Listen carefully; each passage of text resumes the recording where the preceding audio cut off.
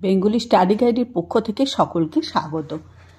আজকে বর্ধমান বিশ্ববিদ্যালয়ে বাংলা মেজর একক 4 প্রবন্ধ বুদ্ধদেব বসুর লেখা রবীন্দ্রনাথ ও উত্তর সাধক প্রবন্ধটি পুরো পাঠ করে প্রবন্ধ থেকে যত রকমের ছোট প্রশ্ন হয় আমি তুলে ধরার চেষ্টা করছি।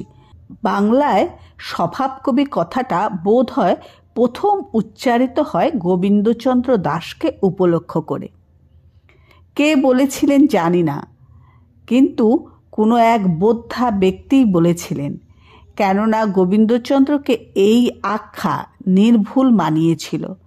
তাছাড়া এতে কবিদের মধ্যে যে শ্রেণীবিভাগের অনুক্ত উল্লেখ আছে সেটাকেও অর্থহীন বলা যায় না।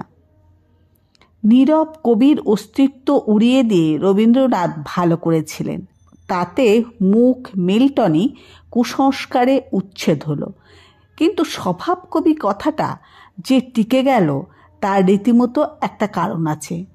অবশ্য সাধারণ অর্থে কবি মাত্রেই স্বভাব কবি, যেহেতু কোনো রকম শিল্পরচনায় সহজাত শক্তি ছাড়া সম্ভব হয় না, কিন্তু বিশেষ অর্থে অনেকে তার ব্যতিক্রম বা বিপরীত।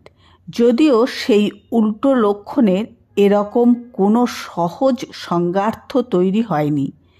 এই অর্থে স্বভাবকবি বলতে শুধু এটুকু বোঝায় না যে উনি স্বভাবতই কবি, সে কথা না বললেও চলে।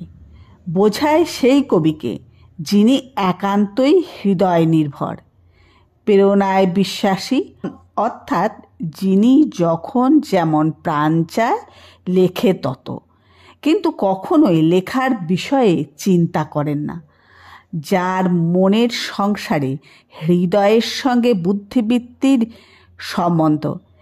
একথা সত্য যে কবিতায় আবেগের তাপ না থাকলে কিছুই থাকে না, কিন্তু সেই আবেগটিকে পাঠকের মনে পৌঁছে দিতে হলে তার দাস হলে চলে না, তাকে ছাড়িয়ে গিয়ে শাসন করতে হয়। এই শাসন করার, নিয়ন্ত্রণ করার শক্তি যেখানে নেই সেখানেই এই বিশেষ অর্থে স্বভাব কবিত্ব আরোপ করতে পারি। এই লক্ষণ কবিদের মধ্যে বর্তায়, কখনো বা ব্যক্তিগত কারণে আর কখনো বা ঐতিহাসিক কারণে। কেউ কেউ স্বভাবতই স্বভাব কবি, আবার কোনো কোনো সময়ে সাহিত্যের অবস্থার ফলেই স্বভাব কবি তৈরি হয়ে যায়। গোবিন্দচন্দ্র দাশকে বলা যায় স্বভাবতই স্বভাব কবি, একবারে খাঁটি অর্থেই তাই।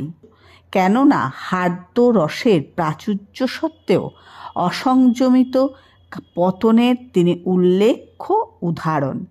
উপরন্তু তার রচনায় এই অদ্ভুত ঘোষণা পায় যে রবীন্দ্রনাথের সমসাময়িক হয়েও তিনি রবীন্দ্রনাথের অস্তিত্বশুদ্ধ অনুভব করেননি। অথচ একথাও নিশ্চিন্ত বলা যায় না যে তিনি রাবীন্দ্রিক দীক্ষা পেলেই তার ফাঁড়া কেটে যেত, কেননা ওই দীক্ষার ফলেও দুর্ঘটনা ঘটেছে। দেখা দিয়েছেন বাংলাদেশের ঐতিহাসিক স্বভাব কবিরা। রবি রাজত্বের প্রথম পর্বে সত্যেন্দ্রনাথ দত্ত থেকে নজরুল ইসলাম পর্যন্ত তাদের সংখ্যা বড় কম নয়। একথা বললে কি ভুল হয় যে 20 শতকের আরম্ভকালে যারা বাংলার কবি কিশোর ছিলেন, স্বভাব কবিত্ব তাদের পক্ষে ঐতিহাসিক ছিল, বলতে গেলে বিধিলিপি। কেন? অবশ্য রবীন্দ্রনাথের জন্যই। রবীন্দ্রনাথের মধ্যাহ্ন তখন, তার প্রতিভা প্রখর হয়ে উঠছে দিনে দিনে। আর যদিও সেই আলোকে কালো বলে প্রমাণ করার জন্য দেশের মধ্যে অধ্যাবসায়ের অভাব ছিল না, তবুও তরুণ কবিরা অদম্য বেগে রবি চুম্বকে সংলগ্ন হয়েছেন। কিন্তু রবীন্দ্রনাথ তেমন কবি নন যাকে বেশ আরামে বসে ভোগ করা যায়। তাঁর প্রভাব উপদ্রবের মতো, তাতে শান্তিভঙ্গ ঘটে, খেই হারিয়ে ভেসে যাবার আশঙ্কা তার পদে পদে। তিনি যে একজন খুব বড় কবি তা আমরা অনেক আগেই জেনে গেছি, কিন্তু যে কথা আজও আমরা ভালো করে জানি না কিংবা বুঝি না, সে কথা এই যে বাংলাদেশের পক্ষে বড্ড বেশি বড় তিনি। আমাদের মনের মাপজোপের মধ্যে কুলায় না তাকে। আমাদের সহ্য শক্তির সীমা তিনি ছাড়িয়ে যান। তবু আজকের দিনে তার সম্মুখীন হবার সাহস পাওয়া যায়, কেননা ইতিমধ্যে বাংলা সাহিত্যের আরও কিছু ঘটে গেছে। কিন্তু 20 শতকের প্রথম দ্বিতীয় দশকেও কি অবস্থা ছিল! অপরিসর ক্ষীণ প্রাণ বাংলা সাহিত্য, তার মধ্যে এই বহ্নি বীজ, আগ্নেয় সত্তা, এ কি সহ্য করা যায়? না। দাশরথী রায়ের নেহাত চাতুরী, রামপ্রসাদের কড়া পাকের ভক্তি, ঈশ্বরগুপ্তের ফিটফাট সাংবাদিকতা, এমনকি মধুসূদনের তুজ্যধ্বনি। আগে যখন এর বেশি আর কিছু নেই, তখন রবীন্দ্রনাথ ঠাকুরের আবির্ভাবে বিস্মিত, মুগ্ধ, বিচলিত, বিব্রত, ক্রুদ্ধ এবং অভিভূত হওয়া সহজ ছিল। কিন্তু সহজ ছিল না তাকে সহ্য করা, এমনকি সেই প্রথম সংঘাতের সময় গ্রহণ করাও সম্ভব ছিল না। এর প্রমাণ দুদিক থেকেই পাওয়া যায়। সমালোচনার মহলে নিন্দার অবিরাম উত্তেজনায়, আর কাব্যের ক্ষেত্রে উত্তর পুরুষের প্রতিরোধহীন আত্মবিলোপে। উপরন্তু অন্য প্রমাণও মেলে। যদি পাঠক মণ্ডলীর মতিগতি লক্ষ্য করি, রবীন্দ্রনাথের পাঠক সংখ্যা আজ পর্যন্ত অল্প। তার খ্যাতির তুলনায়, তার বিপুল বিচিত্র পরিমাণের তুলনায় অল্প।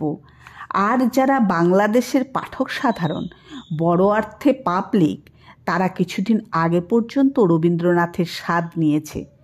রবীন্দ্রনাথে নয়, তারাই দুই তরলিত আরামদায়ক সংস্করণে, গদ্যে শরৎচন্দ্র আর পদ্যে সত্যেন্দ্রনাথ দত্তে।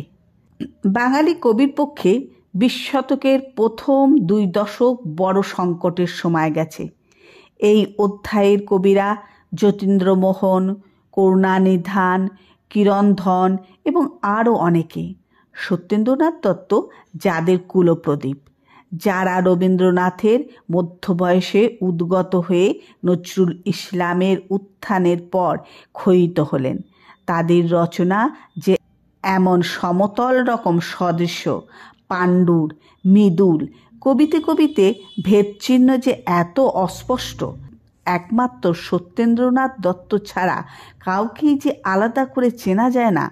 আর সত্যেন্দ্রনাথ দত্ত যে শেষ পর্যন্ত শুধু ছন্দরাজি হয়ে থাকবেন, এর কারণ আমি বলতে চাই শুধু ব্যক্তিগত নয়, বহুলাংশেই ঐতিহাসিক। এইসব লক্ষণ থেকে সঙ্গত মীমাংসা এবং কবিদের শক্তির দীনতা নয়, কেননা বিচ্ছিন্নভাবে ভালো কবিতা এরা অনেকেই লিখেছেন। সে মীমাংসা এই যে তারা সকলেই এক অনতিক্রম্য অসহ্য দেশের অধিবাসী কিংবা পরবাসী, অর্থাৎ তাদের পক্ষে অনিবার্য ছিল রবীন্দ্রনাথের অনুকরণ এবং অসম্ভব ছিল রবীন্দ্রনাথের অনুকরণ। রবীন্দ্রনাথের অনতি উত্তর তারা বড্ড বেশি কাছাকাছি ছিলেন। এ কথা তারা ভাবতে পারেননি যে গুরুদেবের কাব্যকলা মারাত্মক রূপে প্রতারক। সেই মোহিনী মায়ায় প্রকৃতি না বুঝে শুধু বাঁশি শুনে ঘর ছাড়লে ডুবতে হবে চোরাবালিতে। যাদের কৈশোরে যৌবনে প্রকাশিত হয়েছে সোনাত্তরীর পর চিত্রা, চিত্রার পর কথা ও কাহিনী, আর তারপরে কল্পনা, খনিকা, গীতাঞ্জলি, সেই মায়ায় না মজে কোনো উপায় ছিল না তাদের। সুর শুনে যে ঘুম ভাঙবে, সেই ঘুমই তাদের রমণীয় হলো। স্বপ্নের তৃপ্তিতে বিলীন হলো আত্মচেতনা। জন্ম নিল এই মনোরম মতিভ্রম যে ঋণিঠিনি ছন্দ বাজলেই রাবীন্দ্রিক স্পন্দন জাগে, আর জলের মতো তরল হলেই স্রোতস্বিনীর গতি পাওয়া যায়। রবীন্দ্রনাথের ব্রত নিলেন তাঁরা, কিন্তু তাকে ধ্যান করলেন না। অনুষ্ঠানের ঐকান্তিকতায়, স্বরূপ চিন্তায় সময় পেলেন না।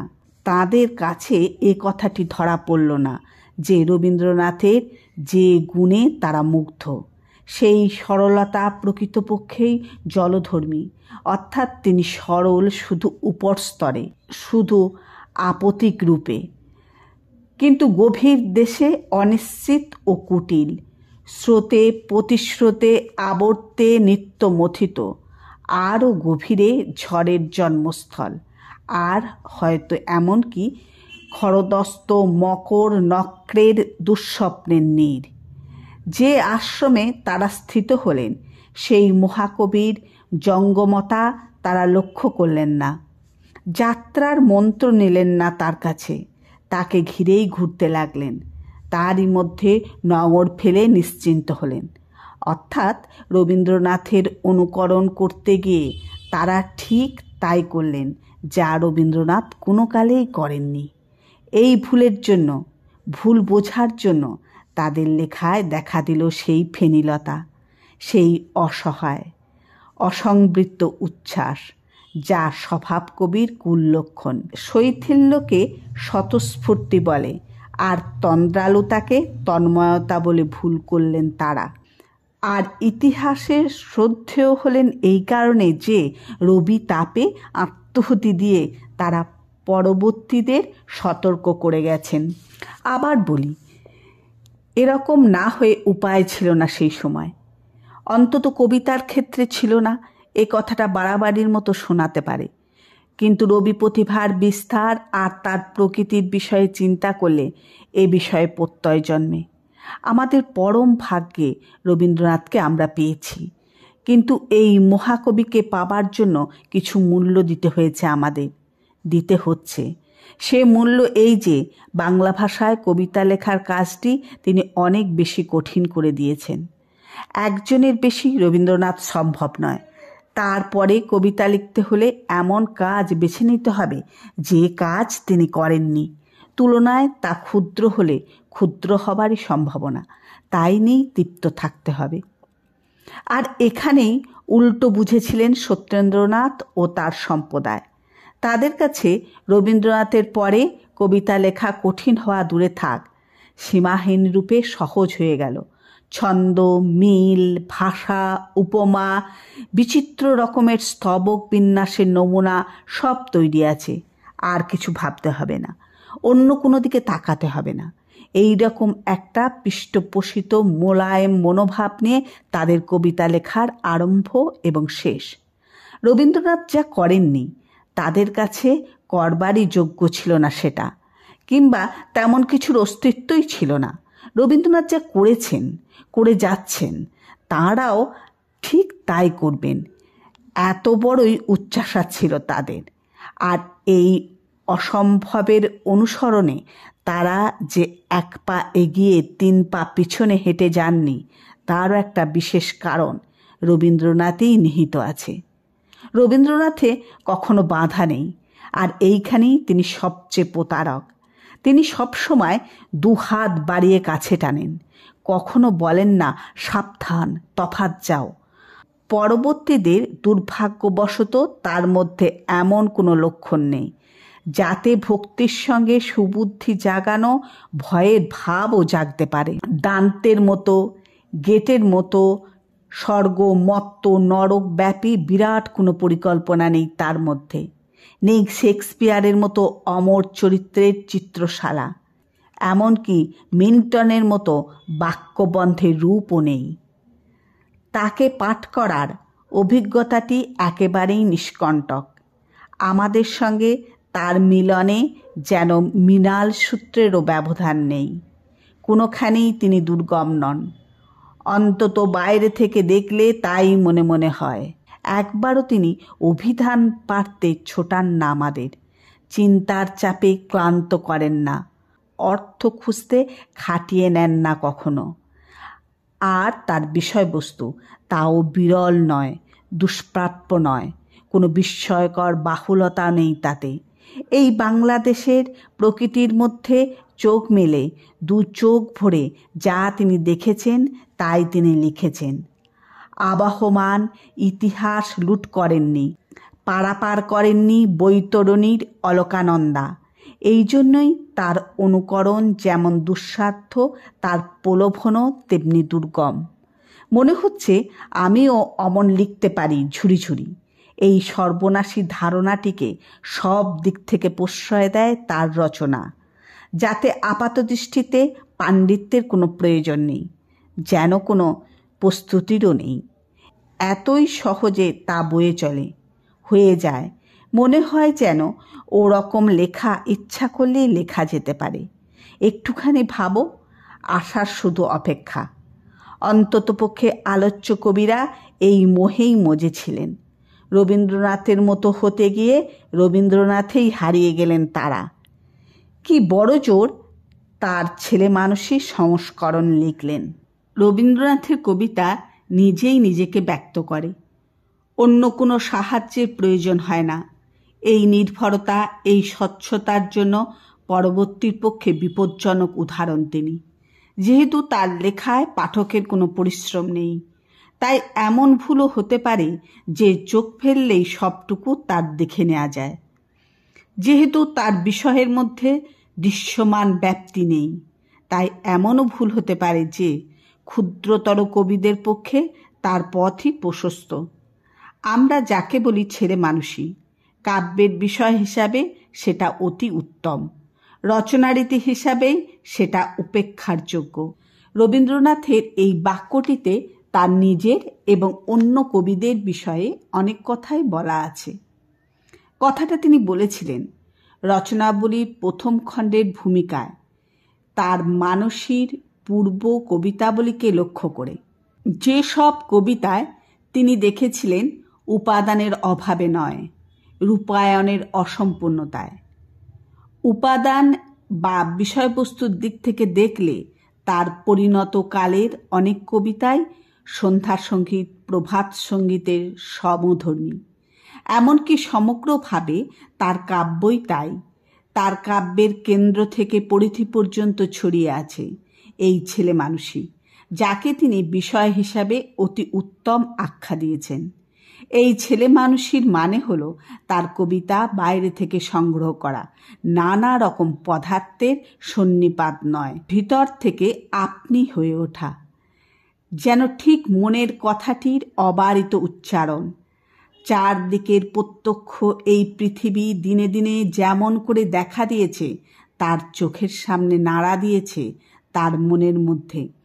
তাই তিনি অফুরন্ত বার বলেছেন, প্রতিদিনের সুখ দুঃখের সারা মুহূর্তের বিন্তের উপর ফুটে ওঠা পলাতক এক একটি রঙিন বেদনা, তাই ধরে রেখেছেন তার কবিতায়, আর কবিতার চেয়েও বেশি তার গানে।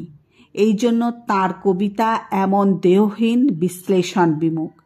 তার সারাংশ বিচ্ছিন্ন করা যায় না, তাকে দেখানো যায় না ভাজে ভাজে খুলে। যেটা কবিতা আর যেটা পাঠকের মনে তার অভিজ্ঞতা, ও দুয়ে কোনো তফাতই তাতে নেই যেন।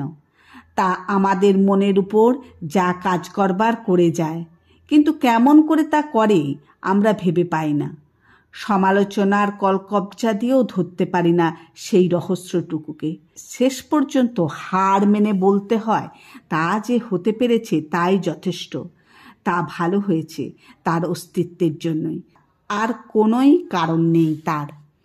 এই রকম কবিতা জীবনের পক্ষে সম্পদ, কিন্তু তার আদর্শ অনবরত চোখের সামনে থাকলে অন্য কবিরা বিপদে পড়েন। বিপদটা কোথায় তা বুঝিয়ে বলি। সব মানুষের অনুভূতি আছে, ব্যক্তিগত সুখ দুঃখ আছে। যখন দেখা যায় যে তারই প্রকাশ আশ্চর্যভাবে কবিতা হয়ে উঠছে, আর সেই প্রকাশটাও নিতান্তই সোজাসুজি, তার পিছনে কোনো আয়োজন আছে বলে মনেই হয় না, তখন যে কোনো রকম অনুভূতির কাছে আত্মসমর্পণের লোভ জাগে অন্য কবিদের, কিংবা খাঁটি বস্তুটির অভাবে নিজেরাই তারা নিজের মনকে উস্কে তোলেন। আর তার ফল কীরকম দাঁড়ায় তারই শিক্ষাপ্রদ উদাহরণ পায় সত্যেন্দ্রনাথ দত্তে। অনেকের মধ্যে তাকে বেছে নিলুম সুস্পষ্ট কারণে।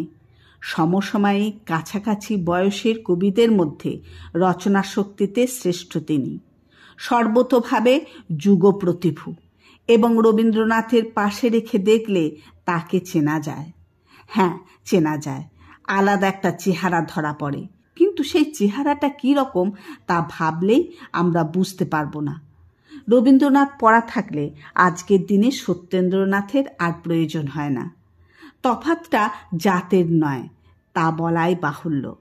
একই আন্দোলনের অন্তর্গত জ্যেষ্ঠ এবং অনুজ কবির ব্যক্তি বৈশিষ্ট্যগত পার্থক্যও নয় এটা।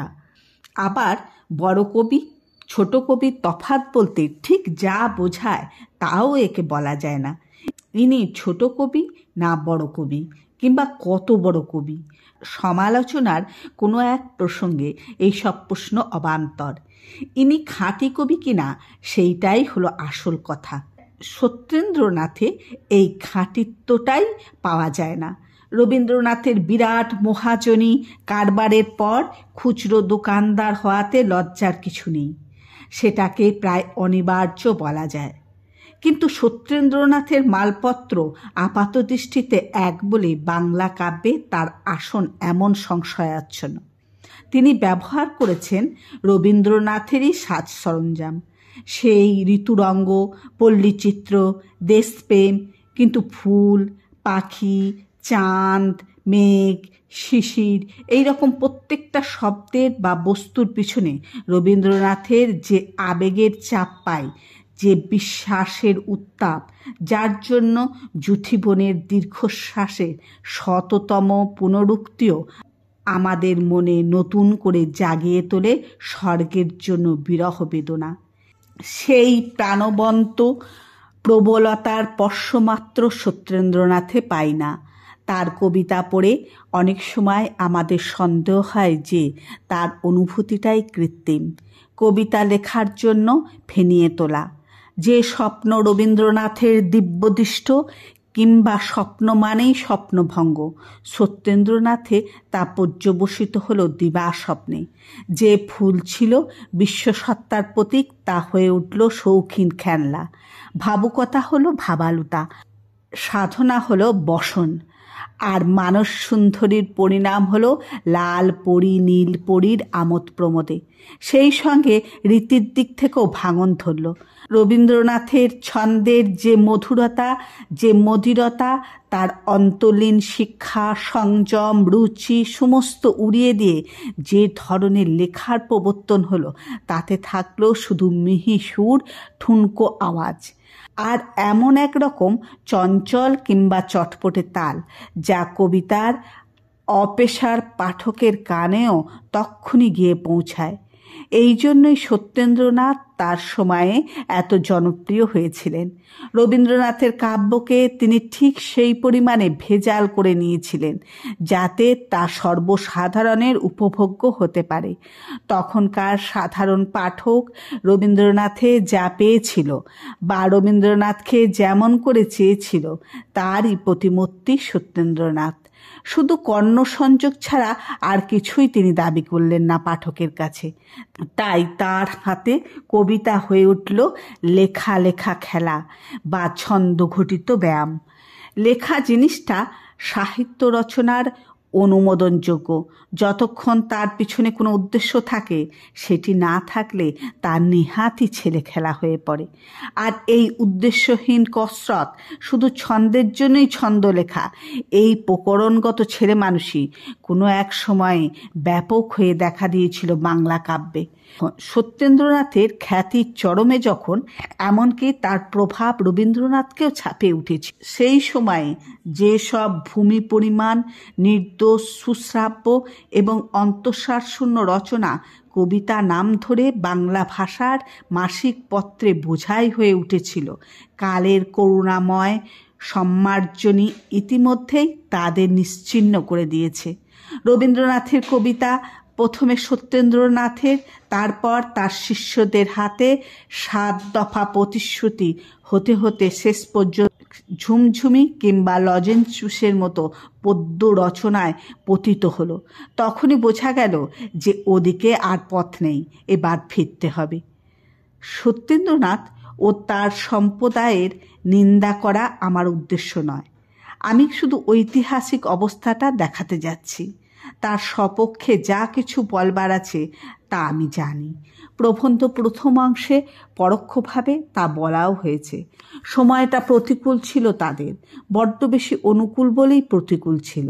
রবিরশ্মিকে প্রতিফলিত করা এছাড়া আর কবিকর্মের ধারণাই তখন ছিল না। গদ্যের ক্ষেত্রে রবীন্দ্রনাথ অনতিপরেই দুইজন রবিভক্ত অথচ মৌলিক লেখকের সাক্ষাৎ পাই আমরা, প্রমোদ চৌধুরী আর অবনীন্দ্রনাথ ঠাকুর। কিন্তু কবিতায় রবীন্দ্রনাথের উত্থান এমনই সর্বগ্রাসী হয়েছিল যে তার বিস্ময়জনিত মুগ্ধতা কাটিয়ে উঠতেই 2-3 দশক কেটে গেল বাংলাদেশের।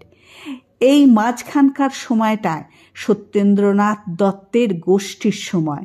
রবীন্দ্রনাথের প্রথম এবং প্রচণ্ড ধাক্কাটা তারা সামলে নিলেন, অর্থাৎ পরবর্তীদের সামলে নিতে সাহায্য করলেন। তাদের কাছে গভীরভাবে ঋণী আমরা। এই শেষের কথাটা শুধু বিচার করে বলছি না, এই বিষয়ে কথা বলার অভিজ্ঞতাপ্রসূত অধিকার আছে আমার। কৈশোরকালে আমিও জেনেছি রবীন্দ্রনাথের সম্মোহন, যা থেকে বেরোবার ইচ্ছাটাকেও অন্যায় মনে হতো, যেন রাজদ্রোহের সামিল। আর সত্যেন্দ্রনাথ দত্তের তন্দ্রা ভরা নেশা, তার বেলোয়ারি আওয়াজের আকর্ষণ, তাও আমি জেনেছি। আর এই নিয়েই বছরের পর বছর কেটে গেল বাংলা কবিতার। আর অন্য কিছু চাইল না কেউ, অন্য কিছু সম্ভব বলে ভাবতেও পারল না, যতদিন না বিদ্রোহী কবিতার নিশেন উড়িয়ে হৈ হৈ করে নজরুল ইসলাম এসে পৌঁছলেন। সেই প্রথম রবীন্দ্রনাথের মায়াজাল ভাঙল। নজরুল ইসলামকেও ঐতিহাসিক অর্থে স্বভাব কবি বলেছি, সে কথা নির্ভুল। পূর্বোক্ত প্রকরণগত ছেলে মানুষই তার লেখায় আষ্টেপৃষ্টে জড়িয়ে আছে। রবীন্দ্রনাথের আক্ষরিক প্রতিধ্বনি তার বলাকা ছন্দের প্রেমের কবিতায় যেমনভাবে পাওয়া যায়, তেমনি কখনো সত্যেন্দ্রনাথ দত্তে দেখিনি। আর সত্যেন্দ্রনাথ দত্তেরও নিদর্শন তাঁর রচনার মধ্যে প্রচুর। নজরুলের কবিতাও অসংযত, অসংবৃত্ত, তাতে পরিণতির দিকে প্রবণতা নেই। আগাগোড়ায় তিনি প্রতিভাবান বালকের মতো লিখে গেছেন, তার নিজের মধ্যে কোনো বদল ঘটেনি কখনো। তাঁর 20 বছর আর 40 বছর লেখায় কোনো রকম প্রভেদ বোঝা যায় না। নজরুলের দোষগুলি সুস্পষ্ট, কিন্তু তার ব্যক্তি স্বাতন্ত্র্য সমস্ত দোষ ছাপিয়ে ওঠে। সব সত্ত্বেও একথা সত্য, রবীন্দ্রনাথের পরে বাংলা ভাষায় তিনিই প্রথম মৌলিক কবি। সত্যেন্দ্রনাথ দত্ত শিল্পিতার দিক থেকে অন্তত তার সমকক্ষ, সত্যেন্দ্রনাথ দত্তের বৈচিত্র্য কিছু বেশি। কিন্তু এই দুজন কবিতে পার্থক্য এই যে সত্যেন্দ্রনাথ দত্তকে মনে হয় রবীন্দ্রনাথেরই সংলগ্ন কিংবা অন্তর্গত, আর নজরুল ইসলামকে মনে হয় রবীন্দ্রনাথের পরে অন্য একজন কবি, ক্ষুদ্রতর নিশ্চয়ই কিন্তু নতুন। এই যে নজরুল রবি তাপের চরম সময়ে রাবেন্দ্রিক বন্ধন ছিঁড়ে বেরুলেন, বলতে গেলে অসাধ্য সাধন করলেন। এটাও খুব সহজে ঘটেছিল, এর পিছনে সাধনার কোনো ইতিহাস নেই। কতকগুলো আকস্মিক কারণেই সম্ভব হয়েছিল এটা। কবিতার যে আদর্শ নিয়ে সত্যেন্দ্রনাথ দত্ত লিখেছিলেন, নজরুলও তাই। কিন্তু নজরুল বৈশিষ্ট্য পেয়েছিলেন তার জীবনের পটভূমিকার ভিন্নতায়। মুসলমান তিনি, সেই সঙ্গে হিন্দু মানুষও আপন করে নিয়েছিলেন, চেষ্টার দ্বারা নয়, স্বভাবতই। তার বাল্য কৈশোর কেটেছে শহরে নয়, মফস্বলে। স্কুল কলেজে ভদ্রলোক হবার চেষ্টায় নয়, যাত্রাগান লেটো গানের আসরে, বাড়ি থেকে পালিয়ে রুটির দোকানে, তারপর সৈনিক হয়ে। এই যেগুলো সামাজিক দিক থেকে তার অসুবিধা ছিল, এইগুলোই সুবিধা হয়ে উঠল যখন তিনি কবিতা লেখায় হাত দিলেন। যেহেতু তার পরিবেশ ছিল ভিন্ন এবং একটু বন্য ধরনের, আর যেহেতু সেই পরিবেশ তাকে পীড়িত না করে উল্টে আরও সবল করেছিল তার সহজাত বৃত্তিগুলোকে, সেই জন্য কোনো রকম সাহিত্যিক প্রস্তুতি না নিয়েও শুধু আপন স্বভাবের জোরেই রবীন্দ্রনাথের মুঠো থেকে পালাতে পারলেন তিনি। বাংলা কবিতায় নতুন রক্ত আনতে পারলেন। তার কবিতায় যে পরিমাণ উত্তেজনা ছিল, সে পরিমাণ পুষ্টি যদিও ছিল না, তবু অন্তত নতুনের আকাঙ্ক্ষা তিনি জাগিয়েছিলেন। তার প্রত্যক্ষ প্রভাব যদিও বেশি স্থায়ী হলো না, কিংবা তেমন কাজেও লাগলো না, তবু অন্তত এটুকু তিনি দেখিয়ে দিলেন যে রবীন্দ্রনাথের পথ ছাড়াও অন্য পথ বাংলা কবিতায় সম্ভব। যে আকাঙ্ক্ষা তিনি জাগালেন তার তৃপ্তির জন্য চাঞ্চল্য জেগে উঠল নানা দিকে। এলেন স্বপন প্রসারীর সত্যেন্দ্র দত্তীয় মৌতাত কাটিয়ে পেশিগত শক্তি নিয়ে মোহিতলাল। এলো যতীন্দ্রনাথ সেনগুপ্তের অগভীর কিন্তু তখনকার মতো ব্যবহারযোগ্য বিধর্মিতা। আর সেই সব পরীক্ষার পরই দেখা দিল কল্লোল গোষ্ঠীর নতুনতর প্রচেষ্টা। বাংলা সাহিত্যের মোড় ফেরার ঘণ্টা বাজল। নজরুল ইসলাম নিজে জানেননি যে তিনি নতুন যুগ এগিয়ে আনছেন। তার রচনায় সামাজিক ও রাজনৈতিক বিদ্রোহ আছে, কিন্তু সাহিত্যিক বিদ্রোহ নেই। যদি তিনি ভাগ্যগুণে গীতিকার এবং সুরকার না হতেন, এবং যদি পারস্য গজলের অভিনবত্বে তার অবলম্বন না থাকত, তাহলে রবীন্দ্রনাথ সত্যেন্দ্রনাথের আদর্শ মেনে নিয়ে তৃপ্ত থাকতেন তিনি। কিন্তু যে অতৃপ্তি তার নিজের মনে ছিল না, সেটা তিনি সংক্রমিত করে দিলেন অন্যদের মনে। যে প্রক্রিয়া অচেতনভাবে তার মধ্যে শুরু হলো, তা সচেতন স্তরে উঠে আসতে দেরি হলো না। যাকে কল্লোল যুগ বলা হয়, তার প্রধান লক্ষণই বিদ্রোহ, আর সে বিদ্রোহের প্রধান লক্ষ্যই রবীন্দ্রনাথ। এই প্রথম রবীন্দ্রনাথ বিষয়ে অভাববোধ জেগে উঠল। প্রাচীনের সমালোচনার ক্ষেত্রে নয়, অর্বাচীনের সৃষ্টির ক্ষেত্রে। মনে হলো তার কাব্যে বাস্তবের ঘনিষ্ঠতা নেই, সংরাগের তীব্রতা নেই, নেই জীবনের জ্বালা যন্ত্রণার চিহ্ন। মনে হলো তার জীবন দর্শনে মানুষের অনস্বীকার্য শরীরটাকে তিনি অন্যায়ভাবে উপেক্ষা করে গেছেন। এই বিদ্রোহে আতিশয্য ছিল সন্দেহ নেই, কিছু আবিরতাও ছিল, কিন্তু এর মধ্যে সত্য যেটুকু ছিল তা উত্তরকালের অঙ্গীকরণের দ্বারা প্রমাণ হয়ে গেছে। এর মূল কথাটা আর কিছু নয়, সুখ স্বপ্ন থেকে জেগে ওঠার প্রয়াস, রবীন্দ্রনাথকে স্বচ্ছ করার, প্রতিরোধ করার পরিশ্রম। প্রয়োজন ছিল এই বিদ্রোহের, বাংলা কবিতার মুক্তির জন্য নিশ্চয়ই, রবীন্দ্রনাথকেও সত্য করে পাবার জন্য। লক্ষ্য করতে হবে, এই আন্দোলনে অগ্রণী ছিলেন সেই সব তরুণ লেখক যারা সবচেয়ে বেশি রবীন্দ্রনাথে আপ্লুত। অন্তত একজন যুবকের কথা আমি জানি, যে রাত্রে বিছানায় শুয়ে পাগলের মতো পুরবি আওড়াতেন, আর দিনের বেলায় মন্তব্য লিখত রবীন্দ্রনাথকে আক্রমণ করে। অত্যধিক মধুপানজনিত অগ্নিমান্দ বলে উড়িয়ে দেওয়া যাবে না এটাকে, কেননা চিকিৎসাও এর মধ্যে নিহিত ছিল। ছিল ভারসাম্যের আকাঙ্ক্ষা আর আত্মপ্রকাশের পথের সন্ধান। নিজের কথাটা নিজের মতো করেই বলবো, এই ইচ্ছাটা প্রবল হয়ে উঠেছিল সেদিন, আর তার জন্যই তখনকার মতো রবীন্দ্রনাথকে দূরে রাখতে হলো। ফজলি আম ফুরোলে ফজলিতর আম চাইব না, আতা ফলের ফরমাস দেব। শেষের কবিতার এই ঠাট্টাকেই তখনকার পক্ষে সত্য বলে ধরা যায়।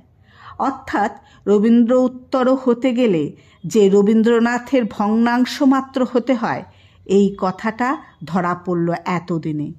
কল্লোল গোষ্ঠীর লক্ষ্য হয়ে উঠল রবীন্দ্র উত্তর হওয়া। অবশ্য এইভাবে কথাটা বললে ব্যাপারটাকে যেন যান্ত্রিক করে দেখানো হয়, খানিকটা জেদের ভাবে ধরা হয়। জেদ একবারেই ছিল না তা নয়, স্রোতের টানে জঞ্জালও ভেসে এসেছিল। কিন্তু এই বিদ্রোহের স্বচ্ছ রূপটি ফুটে উঠল যখন কল্লোলের ফেনা কেটে যাবার পরে। চিন্তার স্থিতিলাভের চেষ্টা দেখা দিল সুধীন্দ্রনাথ দত্তের পরিচয়, আর কবিতা পত্রিকায় নবীনতর কবিদের স্বাক্ষর পড়ল একে একে। সুধীন্দ্রনাথের সমালোচনা হওয়ার ধোঁয়া কাটতে সাহায্য করল। একদিকেই নজরুলের চড়া গলার পরে প্রেমেন্দ্র মিত্রের হার্দ গুণের পরে বাংলা কবিতায় দেখা দিল সংহতি, বুদ্ধি ঘটিত ঘনতা, বিষয় এবং শব্দচয়নে ব্রাত্য ধর্ম, গদ্যপদ্যের মিলন সাধনের সংকেত। বলা বাহুল্য, সাহিত্যের ক্ষেত্রে এই রকম পরিবর্তন কালপ্রভাবেই ঘটে থাকে, কিন্তু তার ব্যবহারগত সমস্যার সমাধানে বিভিন্ন কবির ব্যক্তি বৈশিষ্ট্যের প্রয়োজন হয়। আর বাঙালি কবির পক্ষে 20 শতকের তৃতীয় এবং চতুর্থ দশকের প্রধানতম সমস্যা ছিলেন রবীন্দ্রনাথ। আমাদের আধুনিক কবিদের মধ্যে পারস্পরিক বৈসাদৃশ্য প্রচুর, কোনো কোনো ক্ষেত্রে দুস্তর। দৃশ্যগন্ধস্পর্শময় জীবনানন্দ আর মনন প্রধান অবক্ষয় চেতন সুধীন্দ্রনাথ দুই বিপরীত প্রান্তে দাঁড়িয়ে আছেন। আবার এই দুজনের কারোর সঙ্গেই অমিয় চক্রবর্তীর একটুও মিল নেই। তবু এই কবিরা সকলে মিলে একই আন্দোলনের অন্তর্ভুক্ত। তার কারণ এরা নানা দিক থেকে নতুনের স্বাদ এনেছেন। এদের মধ্যে সামান্য লক্ষণ এই একটা ধরা পড়ে যে এরা পূর্বপুরুষদের বৃত্ত শুধু ভোগ না করে তাকে সাধ্যমতো সুদে বাড়াতেও সচেষ্ট হয়েছেন। এদের লেখায় যে রকমের যা কিছু পাওয়া যায়, রবীন্দ্রনাথে ঠিক সেই জিনিসটাই পাই না। কেমন করে রবীন্দ্রনাথকে এড়াতে পারবো? অবচেতন কখনো বা চেতন মনেই এই চিন্তা কাজ করে গেছে এদের মনে। কোনো কবি জীবনানন্দের মতো রবীন্দ্রনাথকে পাশ কাটিয়ে সরে গেলেন, আবার কেউ কেউ তাকে আত্মস্থ করেই শক্তি পেলেন তার মুখোমুখি দাঁড়াবার। এই সংগ্রামই বলা যায় এটাকে। এরা রসদ পেয়েছিলেন পাশ্চাত্য সাহিত্যের ভাণ্ডার থেকে, পেয়েছিলেন উপকরণ রূপে আধুনিক জীবনের সংশয়, ক্লান্তি, বিতৃষ্ণা। এদের সঙ্গে রবীন্দ্রনাথের সম্বন্ধসূত্র অনুধাবন করলে উৎসুক্ষকর ফল পাওয়া যাবে। দেখা যাবে বিষ্ণুদে ব্যঙ্গানুকৃতির তীর্যক উপায় সহ্য করে নিলেন রবীন্দ্রনাথকে। দেখা যাবে সুধীন্দ্রনাথ তার জীবন ভুক পিশাচ প্রমথর বর্ণনায় রাবীন্দ্রিক বাক্যবিন্যাস প্রকাশ্যভাবেই চালিয়ে দিলেন। আবার অমিয় চক্রবর্তী রবীন্দ্রনাথেরই জগতের অধিবাসী হয়েও তার মধ্যে বিস্ময় আনলেন প্রকরণগত বৈচিত্র্যে, আর কাব্যের মধ্যে নানা রকম গদ্য বিষয়ের আমদানি করে। অর্থাৎ এরা রবীন্দ্রনাথের মোহন রূপে ভুলে থাকলেন না, তাকে কাজে লাগাতে শিখলেন, সার্থক করলেন তার প্রভাব বাংলা কবিতায় পরবর্তী ধারায়। বেলা যে পড়ে এলো জলকে চল, এর বদলে গলির মোড়ে বেলা যে পড়ে এলো, আর কলসি লয়ে কাঁখে পথ সে বাঁকার, বদলে কলসি কাঁখে চলছে মৃদুতালে। এইরকম আক্ষরিক অনুকরণের উপায়ে একটি উৎকৃষ্ট এবং মৌলিক কবিতা লেখা সুভাষ মুখোপাধ্যায়ের পক্ষে সম্ভব হয়েছিল। এদের উদাহরণ সামনে ছিল বলেই 10 বছর আগে এই রকম হতেই পারত না। সত্যেন্দ্র গোষ্ঠী রবীন্দ্রনাথের প্রতিধ্বনি করতেন নিজেরা তা না জেনে, সেইটাই মারাত্মক হয়েছিল তাদের পক্ষে। আর এই কবিরা সম্পূর্ণরূপে জানেন রবীন্দ্রনাথের কাছে কত ঋণী এরা, আর সে কথা পাঠককে জানতে দিতেও সংকোচ করেন না। কখনো কখনো আস্তে আস্তে লাইন তুলে দেন আপন পরিকল্পনার সঙ্গে মিলিয়ে। এই নিষ্ঠুরতা, এই জোরালো সাহস, এটাই এদের আত্মবিশ্বাসের স্বাবলম্বিতার প্রমাণ। ভাবিকালে এদের রচনা যে রকমভাবেই কীটদোষ্ট হোক না, এরা ইতিহাসে শ্রদ্ধেয় হবেন, অন্তত এই কারণে যে বাংলা কবিতার একটি সংকটের সময়ে এরা এই মৌল সত্যের পুনরুদ্ধার করেছিলেন যে সত্য শিব ও সুন্দরকে গুরুর হাত থেকে তৈরি অবস্থায় পাওয়া যায় না, তাকে জীবন দিয়ে সন্ধান করতে হয়, এবং কাব্যকলা উত্তরাধিকার সূত্রে লভ্য নয়, আপন শ্রমে উপার্জনীয়। নজরুল ইসলাম থেকে সুভাষ মুখোপাধ্যায়, দুই মহাযুদ্ধের মধ্যবর্তীর অবকাশ। এই 20 বছরে বাংলা কবিতা রবীন্দ্রাশ্রিত নাবালক দশার অবসান হলো। এরপরে যারা এসেছেন এবং আরও পরে যারা আসবেন, রবীন্দ্রনাথ থেকে আর কোনো ভয় থাকলো না তাদের। সে ফাঁড়া পূর্বোক্ত কবিরা কাটিয়ে দিয়েছেন। অবশ্য অন্য দুটো একটা বিপদ ইতিমধ্যে দেখা দিয়েছে, যেমন জীবনানন্দর পাক এবং বিষ্ণুদের বা অন্য কারোর আবত্ত, যা থেকে চেষ্টা করেও বেরোতে পারছে না আজকের দিনের নবাগতরা। এতে অবাক হবার বা মন খারাপ হবার কিছু নেই। এই রকমই হয়ে এসেছে চিরকাল। পুনরাবৃত্তির অভ্যাসের চাপেই পুরনোর খোসা ফেটে যায়, ভিতর থেকে নতুন বীজ ছড়িয়ে পড়ে। নতুন যারা কবিতা লিখছেন আজকাল, তারা অনেকেই দেখছি প্রথম থেকেই টেকনিক নিয়ে বড্ড বেশি ব্যস্ত। সেটা কোথা থেকে এসেছে তা আমি জানি, যথাসময়ে তার সমর্থনও করেছি, কিন্তু এখন সেটাকে দুর্লক্ষণ বলে মনে না করে পারি না। চোরাবালি কিংবা খসড়া লেখার সময় যেসব কৌশল ছিল প্রয়োজনীয়, আজকের দিনে অনেকটাই তার মুদ্রাদোষে দাঁড়িয়ে যাচ্ছে। আর তাছাড়া যখন ভঙ্গি নিয়ে অত্যধিক দুশ্চিন্তা দেখা যায়, যেমন চলতিকালের ইংরেজ মার্কিন কাব্যে, তখনই বুঝতে হয় মনের দিক থেকে দেউলে হতে দেরি নেই। আমি এ কথা বলে কলা সিদ্ধির প্রাধান্য কমাতে চাচ্ছি না, কিন্তু কলা কৌশলকে পুরো পাওনা মিটিয়ে দেবার পরেও এই কথাটা বলতে বাকি থাকে যে কবিতা লেখা হয় স্বরব্যঞ্জনের চাতুরি দেখাতে নয়, কিছু বলবারই জন্য। আর সেই বক্তব্য যেখানে যত বড়, তত স্বচ্ছন্দ তার প্রকাশ, প্রকরণগত কৃতিত্ব সেখানে তত বেশি পাওয়া যায়। মনে হয় এখন বাংলা কবিতা নতুন করে স্বাচ্ছন্দ্য সাধনার সময় এসেছে। প্রয়োজন হয়েছে স্বতঃস্ফূর্তিকে ফিরে পাবার, আর এইখানেই রবীন্দ্রনাথ সহায় হতে পারেন। এই কথাটা বলতে গিয়েও থেমে গেলুম, যেহেতু আদি উৎস বিষয়ে কোনো পরামর্শ নিষ্প্রয়োজন। রবীন্দ্রনাথের প্রভাবের কথাটা আজকের দিনে যে আর না তুললেও চলে, সেটাই বাংলা কবিতার পরিণতির চিহ্ন এবং রবীন্দ্রনাথেরও ভক্তিবন্ধন থেকে পরিত্রাণের প্রমাণ। বাংলা সাহিত্যে ব্যাপ্ত হয়ে আছেন তিনি, বাংলা ভাষার রক্তে মাংসে মিশে আছেন। তার কাছে ঋণী হবার জন্য এমনকি তাকে অধ্যয়নেরও প্রয়োজন নেই তেমন, সেই ঋণ স্বতঃসিদ্ধ বলেই ধরা যেতে পারে। শুধু আজকের দিনের নয়, যুগে যুগে বাংলা ভাষার যে কোনো লেখকের পক্ষে। আর যেখানে প্রত্যক্ষভাবে ঘনিষ্ঠ পরিচয় ঘটে যাবে, সেখানেও সুখের বিষয়, সম্মোহনের আশঙ্কা আর নেই। রবীন্দ্রনাথের উপযোগিতা, ব্যবহার্যতা ক্রমশ বিস্তৃত হয়ে বিচিত্র হয়ে প্রকাশ পাবে বাংলা সাহিত্যে। তারই ভিত্তির উপর বেড়ে উঠতে হবে আগামীকালের বাঙালি কবিকে। এইখানেই বাংলা কবিতার বিবর্তনের পরবর্তী ধাপের ইঙ্গিত আছে।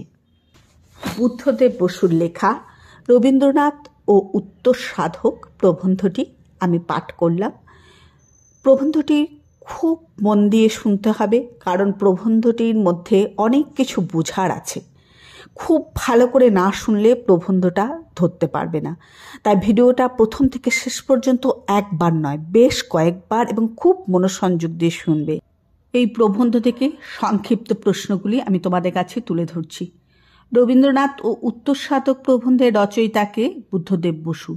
স্বভাবকবি কাকে বলা হয়? গোবিন্দচন্দ্র দাসকে। স্বভাবকবি বলতে প্রাবন্ধিক প্রবন্ধে কি বুঝিয়েছেন? স্বভাবকবি বলতে বোঝায় যিনি স্বভাবতই একজন হৃদয় নির্ভর কবি, যিনি প্রেরণায় বিশ্বাস, অর্থাৎ যিনি যখন যেমন প্রাণ চায় লিখে যান। বাংলাদেশের ঐতিহাসিক স্বভাবকবি কারা? সত্যেন্দ্রনাথ দত্ত ও নজরুল ইসলাম। ঈশ্বরগুপ্তকে ফিটফাট সাংবাদিক বলে কে অভিহিত করেছেন? বঙ্কিমচন্দ্র চট্টোপাধ্যায়। ছন্দরাজ কাকে বলা হয়? সত্যেন্দ্রনাথ দত্তকে। রবীন্দ্রনাথের কোন কোন রচনার নাম এই প্রবন্ধে আছে? সোনাত্তরী, চিত্রা, মানসিক, গীতাঞ্জলি, খনিকা, কল্পনা, কথা ও কাহিনী। কুলপ্রদীপ বলে অভিহিত করেছেন কাকে? সত্যেন্দ্রনাথ দত্তকে। গদ্যের ক্ষেত্রে রবীন্দ্রনাথের পরেই দুজন রবি ভক্ত অথচ মৌলিক লেখকের নাম কি? প্রমথ চৌধুরী এবং অবনীন্দ্রনাথ ঠাকুর। নজরুলের প্রথম কাব্যগ্রন্থের নাম কি? অগ্নিবীণা। নজরুলের প্রথম কবিতার নাম কি? বিদ্রোহী। মোহিতলাল মজুমদারের একটি কাব্যগ্রন্থের নাম কি? স্বপন প্রসারী। পরিচয় পত্রিকার সম্পাদক কে? সুধীন্দ্রনাথ দত্ত। কবিতা পত্রিকার সম্পাদক কে? বুদ্ধদেব বসু। বেলা যে পড়ে এলো জলকে চল কার লেখা, কোন কবিতায় আছে? রবীন্দ্রনাথ ঠাকুরের মানসিক কাব্যগ্রন্থের বধূ কবিতায় আছে। খসড়া কাব্যগ্রন্থটি কার লেখা? অমিয় চক্রবর্তীর।